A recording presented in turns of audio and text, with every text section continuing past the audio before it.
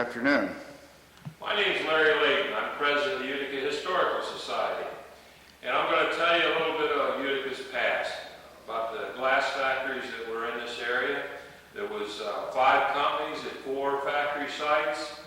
The factory sites were at the north end of town, where the ballpark's at now, and in the south end of town, between the railroad tracks and Black Snake Road, and on over towards Wells Avenue.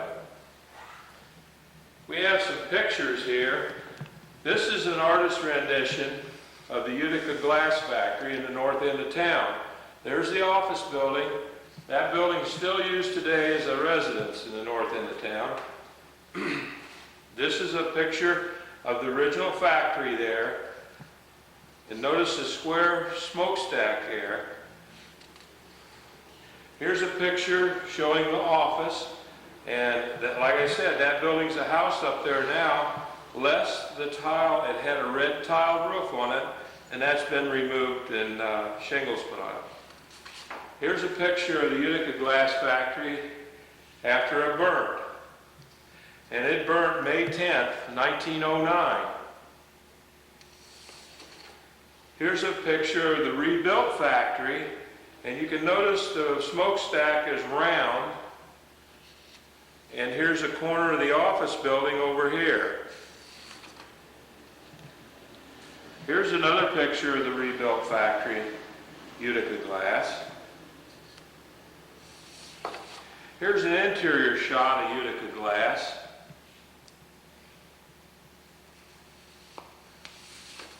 Here's a shot of some of the workers at Utica Glass. The man in the suit in the middle there, that's Mr. Teague. He was the plant manager. He built a house across the street from the Utica Glass Factory, and it's the house that the Fordhams live in today. Here's a picture of Central Glass. Central Glass was located in the south end of town where the Hall of Fame plant is today. Here's another view of Central Glass. Here's Central Glass when it caught on fire. And it was believed that a worker started out with a cigar. Notice all the railroad cars, they shipped a lot of glass out. There was more hand-blown window glass made and shipped from Utica, Ohio than any other place in the United States at that time. This is the only building left at Central Glass, and it still stands there today. Hall of Fame uses it as a warehouse. Here's a picture of Licking Glass. Now, Licking Glass was across the railroad tracks from Central Glass in the triangle between the railroad tracks and the Black Snake Road. If you drive down the Black Snake Road today, you can still see some of the old foundations over there in the woods from the Licking Glass Factory. There's another picture of Licking Glass. One of the other companies that occupied that building was Cora Erie, and they were the last residents of the Licking Glass Factory. Here's a picture of both Central and Licking Glass. This picture is looking south from the railroad tracks, and you can see a steam locomotive coming down the railroad tracks.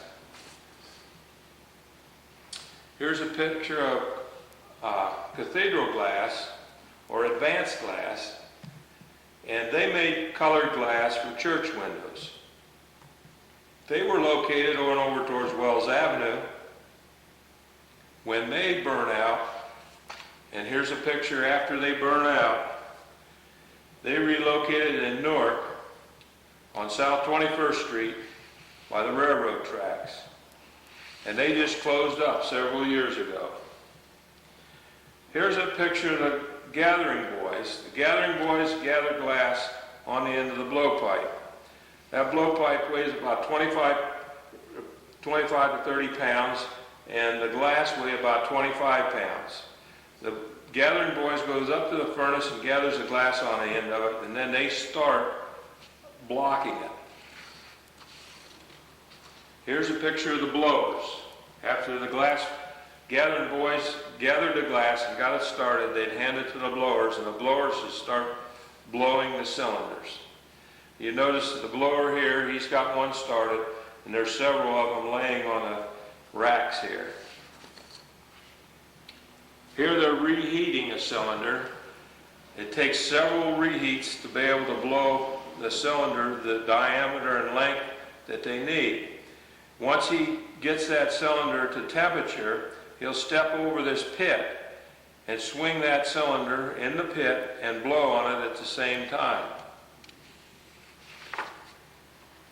Here's another interior shot of the Utica Glass Factory. And this is in the cutting room. And here's another view in the cutting room.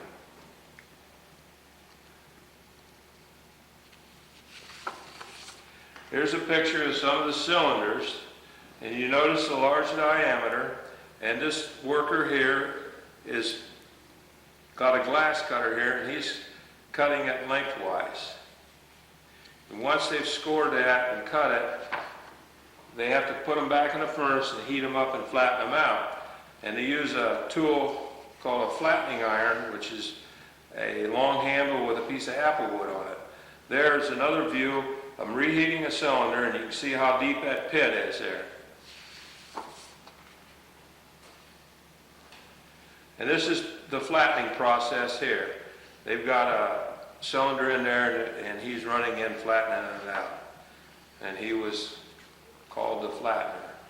There you can see a cylinder in this furnace, which they're heating up, and they'll flatten it out. And here's another view of another flattening furnace. And this long handle would have a piece of apple wood on the end of it. And here's another picture of a blower with a large ball on the end of his blowpipe. And there's a blower that's getting started. And there's some gathering boys.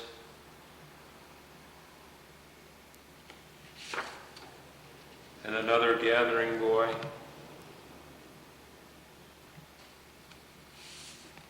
And there's an interior shot of a glass factory with some of the workers.